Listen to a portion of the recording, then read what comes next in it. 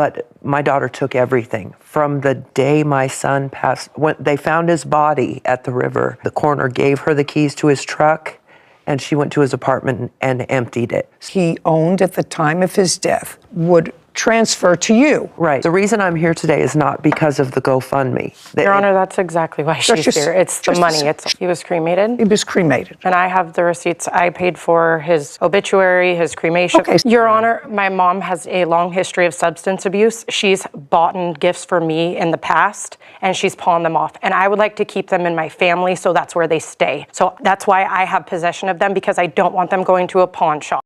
Don't skip this video. This court case has a twist you'll never see coming. By the end, you have to decide whether the judge got it right. Please stay till final verdict. This is your daughter.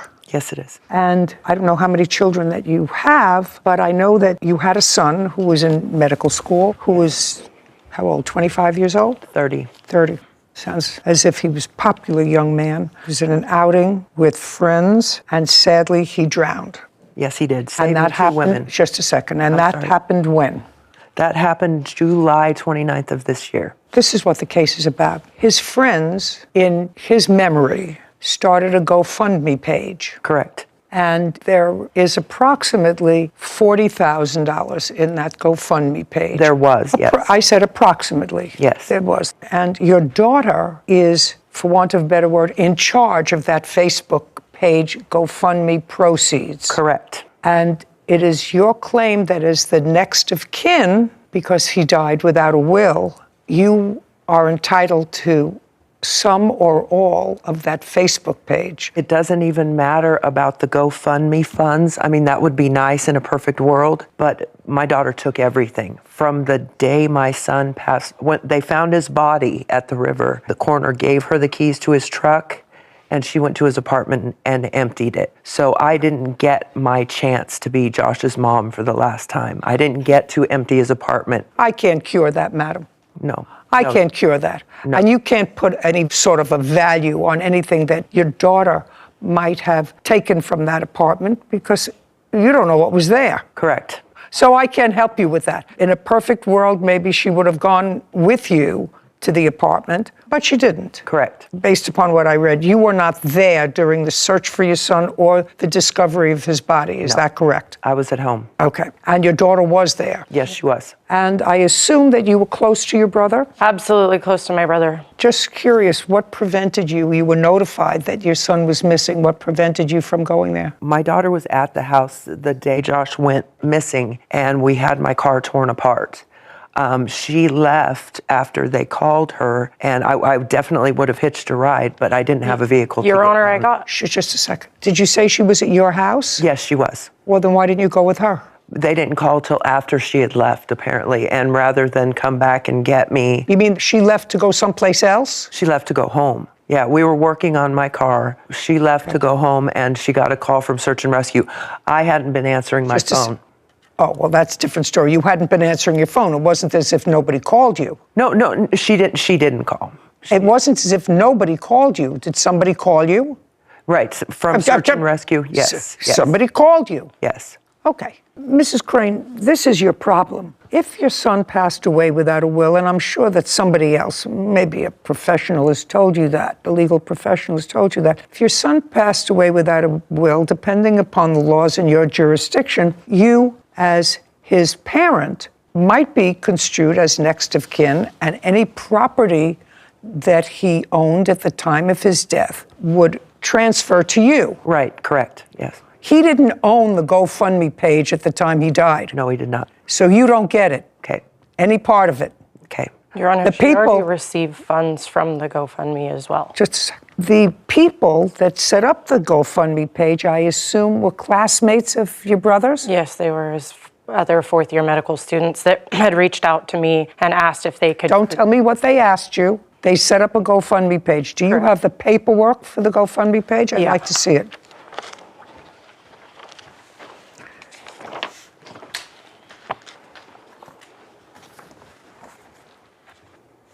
Okay, so they raised $39,287. Correct. Okay. Is there anything that is in writing that makes you either the beneficiary of? The organizer of Would you do me a favor, look it up? Underneath the photo. It does say that I am the beneficiary listed on there. Thank you. You're Jessica. I am. Okay. Is organizing this fundraiser on behalf of Jessica Crane. Mm-hmm. That's her. That has changed. Initially, it was for Joshua Crane, and with the legal Just show me. It's never been for... Show me, just a second. Mrs. Crane. Yes. It wouldn't make any difference, but I'm willing to look at something that originally it was on behalf of somebody else. The reason I'm here today is not because of the GoFundMe. Your Honor, that's exactly why she's here. It's the money. Shh. It's always been about the money. This is your complaint. I'm suing the defendant, Jessica Crane, in the amount of $10,000 for my portion of my deceased son's GoFundMe account and personal items, including my son's guitars and his vehicle. Correct. Okay. Now you're not looking for his GoFundMe account. I never really was, because I never knew the law on GoFundMe. I tried to find out and speak to someone about it and get legal advice, and I could never find anyone. Well, it's very easy. He didn't own this property while he was alive, so you have no title to it. If they said that they're starting a GoFundMe page in the name of your son to be for the benefit of animal rescue, you wouldn't have any control over that. No, it was meant for his funeral costs. Just a second. Which I also paid It says, for, just Your a Honor. second, on behalf of Jessica Crane. Right. On behalf of Jessica Crane, just for my own curiosity, I'd like to know, your son was buried at some point? He was cremated. He was cremated. And I have the receipts. I paid for his obituary, his cremation. Okay, so what I'm asking you is, there were no serious funeral costs. I got everything donated on my funeral. That's not true as well. Just a second. I'm asking you, Mrs. Crane, did you pay anything for your son's funeral? No. Okay, that's all. So it's not as if you had any outlay of money for this. You know what I find sort of troublesome? I find troublesome that his friends, because that sometimes happens, it's human nature, you feel so badly about something, you want to do something, and probably the easiest thing to do is to raise money. And the easiest thing for probably these people who are in their 20s and 30s is to start a GoFundMe page. I mean, it just would seem to me if they wanted to do a scholarship for him at the school, if they wanted to do something else, this is for those people out there who are watching, who are GoFundMe people. I've seen some of the more ridiculous ones, and there are good-natured people out there who see these things and will donate $5 and $10. Oh, my goodness, they need funeral costs. Well, in this case, there were no issues, and almost all this money, $40,000, is left. What are you going to do with it? So there's a couple things that I planned on doing with it. It's why the money has been sitting in account. I just want the people who donated this money to know what you're going to do with it. It's not for you to buy anything for yourself. Your Honor. That would be ridiculous. That's not what was in their minds. So I want to know who I'm dealing with. Your Honor, after all of Josh's expenses were paid for, which I paid for using that money, I am very close with the dean at UC Davis, who is a good friend of my brother's as well, and they have talked about setting up a scholarship fund for my brother, and I was going to donate a portion of that money back if UC Davis decides to set that up on his behalf. And then I also wanted to set up scholarship funds for my sons, who my brother was very close with. So what you're telling me is you're going to give a little to UC Davis for a scholarship in his name, and you're going to use some for your two sons for their education. Absolutely. Well, that's really not what it was intended to do. I'm just telling you, it was not what it was intended to do. I mean, at the end of the day, that's how GoFundMes are set up. People can set them up for an intended purpose, and they're used for anything. But I'm just telling the people out there, before you spend money on a GoFundMe page, make sure it's going to go to a place where you want it to go and for the intended purpose you want it, which is to somehow celebrate the life of this young man that was cut short so tragically. And it would seem to me, Miss Crane, you don't have to do anything because they made you the beneficiary of this money. But it would seem to me that a stand-up person would take whatever is left of that and create a scholarship in his name at UC Davis, which is where he went to school. I can't order you to do that, but I'm just telling you, and everybody else out there, make sure if you have a good heart and a good spirit, you know where your money is going. Okay, so you're not entitled to any of the money. Now, did you take your brother's guitars? I cleared out my brother's entire apartment. Just a second. Yes, Your Honor. Just answer Your Honor. the question. And how many guitars did you take? 3. Where are they? They're at my house. Now, I don't have to do this. Would you like one of your son's guitars? Yes, very Would you much like so. one of your son's guitars? Do you have any of your son's guitars? None. Your Honor, my mom has a long history of substance abuse. She's bought gifts for me in the past, and she's pawned them off. And I would like to keep them in my family, so that's where they stay. So that's why I have possession of them, because I don't want them going to a pawn shop. I was told I could visit one of my son's guitars at her home. Just a second, do you play guitar? No, I just want it because it's my son's, and Well- I bought 3 of his guitars for him. None so of these guitars were purchased by her. They're very expensive guitars. My brother purchased I can't every one order of her to these do guitars. anything. I'm just asking her whether she would give you one of the guitars. And she said no. The next thing we have here is a vehicle. Now tell me about the vehicle. So Josh didn't have a lot. He was a fourth-year medical student. He has a truck, a Toyota, a 2019 Toyota Tacoma, that he still owes about $14,000 on. I have that here, $13,841.76 on.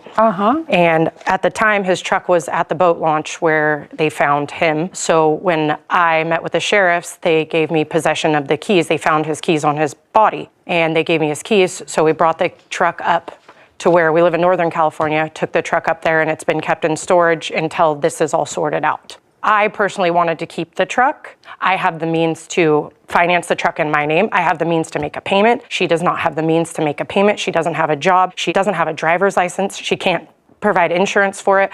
I mean, she has driving. That's not particularly relevant. There's $14,000 left on it. Are you employed?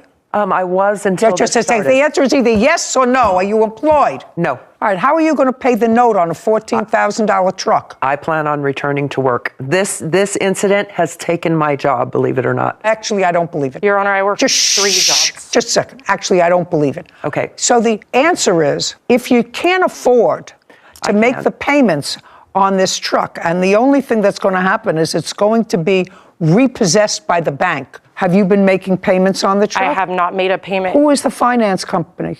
Credit union. Where is the truck currently stored? Give me the address. I don't have an exact address. I want to see the paperwork on the loan.